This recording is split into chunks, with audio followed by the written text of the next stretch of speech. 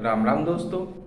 मैं doctor Unmesh Kant Sharma, electro homeopath, स्वागत करता हूं आपका अपने YouTube channel real electro homeopath में। दोस्तों, आज का हमारा विषय है आई फ्लू। आई फ्लू को कई नामों से जाना जाता है और आजकल के इस मौसम में यह रोग बहुत तेज़ी के साथ फैल भी रहा है। तो आज की इस वीडियो में हम चर्चा करेंगे कैसे इस रोग से बचा जाए, और अगर यह रोग हो जाए तो इलेक्ट्रो होम्योपैथिक में वह कौन कौन सी औषधियाँ हैं जिनका प्रयोग कर कर हम जल्द से जल्द इस रोग को ठीक कर सकते हैं। और इसकी आई ड्रॉप भी हम बनाने का एक तरीका इस वीडियो में बताने जा रहे हैं। तो प्लीज़ आप वीडियो को बिना स्किप करिए अंत तक अवश्य देखें, कहीं भी कोई पार्ट आपसे छूटना नहीं चाहिए। तो आइए बिना देरी करे वीडियो को शुरू करते हैं। अगर यह रोग महामारी के रूप में फैले तब इसे मेडिकल लैंग्वेज में एपिडेमिक कंजक्टिवाइटिस कहते हैं, और अगर यह नॉर्मल एक दो आदमियों को या एक शहर में ही फैल जाए तब इसको कंजक्टिवाइटिस के नाम से जाना जाता है। लेकिन विशेषकर अगर यह पूरे देश में फैल जाता है, जैसे कि इस मौसम में और अब यह फैल रहा है, जैसे कि पूरे दिल्ली में बहुत बड़े रूप में फैल चुका है और शायद ही कोई राज्य ऐसा बचा हो जहां यह रोग नहीं फैला है, तो इसे एपिडेमिक कंजक्टिवाइटिस ही कहा जाएगा। अर्थात यह हमारे भारत देश में महामारी के रूप में फैलता जा रहा है। इसे वैसे कई नामों से जाना जाता है नॉर्मल भाषा में, जैसे कि आई फ्लू। आई फ्लू के नाम से इसे सभी लोग आसानी से पहचान जाते हैं। वैसे कुछ इलाकों में इसे आँख दुखना, आँख आना, गुलाबी आँखें या पिंक आई के नाम से भी जाना जाता है। इसके लक्षणों के उत्तर बारे में हम बात करें तो इसके लक्षणों में शुरुआत में आँखों में जलन, किरकिराहट, जैसे कि आँख में रेत या कंकर कुछ गिर गया है, इस तरह का महसूस देता है। यह एक फैलने वाला रोग है। यह एक व्यक्ति से दूसरे व्यक्ति में बड़े आसानी से फैल जाता है, जैसे कि एक दूसरे का टॉवल, रुमाल, गॉगल्स आपस में शेयरिंग करने से, इस्तेमाल करने से इसका बैक्टीरिया एक व्यक्ति से दूसरे व्यक्ति में बड़े आसानी से ट्रांसफ़र हो जाता है।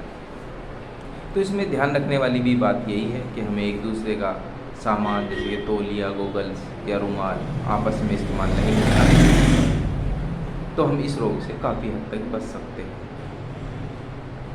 इसमें आंखें रुग्ण हो जाती हैं और कई मामलों में जब यह रोग बहुत ज़्यादा बढ़ जाता है तो आंखें सूज जाती हैं, सूजन आ जाती है, पीप भी बन जाता है, पीले रंग का पीप जिसे कीचड़ भी कह देते हैं, वह हो जाता है, आंखें चिपक जाती हैं और देखना भी दुर्बल हो जाता है। अतः हमें बार बार आँखों को बहुत अच्छे से ठंडे पानी, साफ पानी से धोना चाहिए, दिन में कई बार, और चश्मे का इस्तेमाल अवश्य करना चाहिए। वैसे तो अगर हो सके यह रोग के दौरान आपको जितना ज़्यादा हो सके आराम करना चाहिए, टीवी, मोबाइल या सनलाइट से बचना चाहिए। लेकिन अगर मजबूरी है, आप बाहर निकलना चाहते हैं तो गॉगल्स का इस्तेमाल अवश्य करें, चश्मा पहन कर ही बाहर जाएं। क्योंकि अगर आप बाइक, कार ड्राइव करते हैं या बस से सफ़र करते हैं, बाहर घूमते हैं, तो आँखों में रेत गिरने के 100% चांस रहते हैं। वातावरण में तो वैसे भी डस्ट बहुत है और ये इन्फेक्शन और ज़्यादा बढ़ जाता है और कष्ट भी बढ़ जाते हैं, जैसे आँखों में बहुत ज़्यादा सूजन, बहुत ज़्यादा दर्द, जलन, आँखें लाल हो जाती हैं, सुर्ख लाल हो जाती हैं और पेट भी बढ़ जाता है। रात को लेटते समय असहनीय दर्द होता है। आइए अब हम बात करते हैं इलेक्ट्रो होम्योपैथिक उपचार के बारे में। सर्वप्रथम जब हमें पता लगे कि हमारे आसपास पड़ोस में यह रोग, यह संक्रमण फैलने लगा है, तो हमें बचाव के तौर पर अपने इलेक्ट्रो होम्योपैथिक डॉक्टर से संपर्क करके S1, S12 और WE का इस्तेमाल करना चाहिए।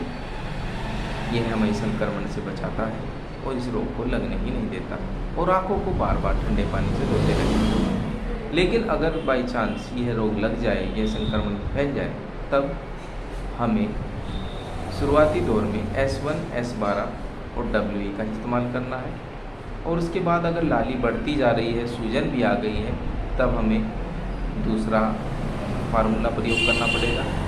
सूजन, लाली और किरकिराहट ज़्यादा होने पर हमें A2, BE, C5 ये रोगी को पिलाना पड़ेगा।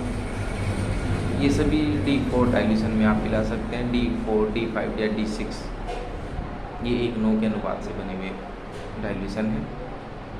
जैसा आपको रिजल्ट मिलता है उसी हिसाब से आप ये 2-3 डाइल्यूशन पिला सकते हैं। वैसे अधिकतर आप मामलों में D5 का ही प्रयोग करें तो ज़्यादा अच्छा रहेगा। उसके बाद हम बात करते हैं कंप्रेसर की। रुई कॉटन ले लें, सॉफ्ट कॉटन लेकर A2, C5 और BE इसको कच्चे दूध में इसकी इन सभी मेडिसिन की 10-10 बूंद डाल दें और उसमें रुई को भिगोकर आँखों पर कंप्रेसर लगाएं। कंप्रेसर का ध्यान नहीं हुआ है, सूखना नहीं चाहिए। जैसे ही आपको लगे कि रुई के वो फोहे जो हैं सूख गए हैं, उसे तुरंत फिर कंप्रेसर में भिगा दें और फिर आँखों पर रख दें। इससे आप देखेंगे चंद घंटों के अंदर ही लाली सूजन में बहुत ज़्यादा आराम दिखाई देगा। और अब दूसरी स्टेप पर हम आते हैं। अगर हमें लगता है कि आँख से कीचड़ आना शुरू हो गया है, कि अर्थात रोग की तीसरी अवस्था पहुंच गई है, तब हमें BE के स्थान पर GE का प्रयोग करना है, अर्थात A2, C5 और GE। इन तीनों का 10-10 बूंद आपस में मिलाकर कच्चे दूध में आधी कटोरी कच्चा दूध ले लें आप, उसमें कंप्रेसर बना सकते हैं। उसमें रुई के फोहे भिगाकर आँखों पे रखना है।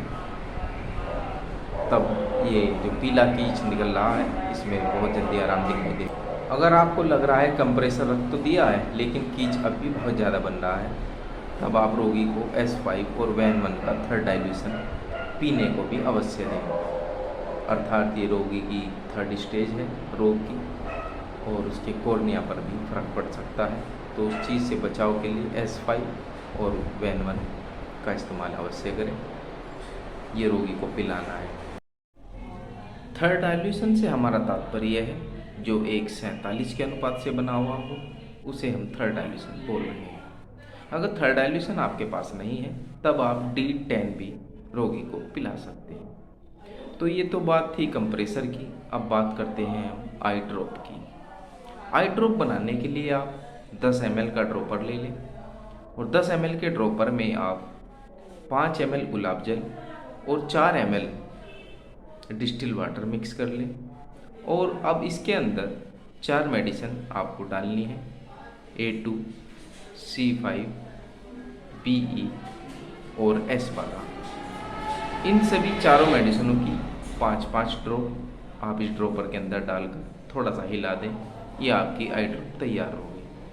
परंतु ध्यान रहे ये मेडिसिन D4, D3 से आपको डालनी है। D4 से भी डाल सकते हैं अगर D3 नहीं है, परंतु आपके पास जो D4 होगा या D3 होगा वो बिना RS का हो, अर्थात उसके अंदर RS की मात्रा ना हो, अन्यथा आँखों में जलन बढ़ जाएगी। तो ये थी आई ड्रॉप। और इसी के दूसरी आई ड्रॉप है, अगर उसमें कीच ज़्यादा आ रहा है तो उसमें आप BE की जगह GE मिला सकते हैं।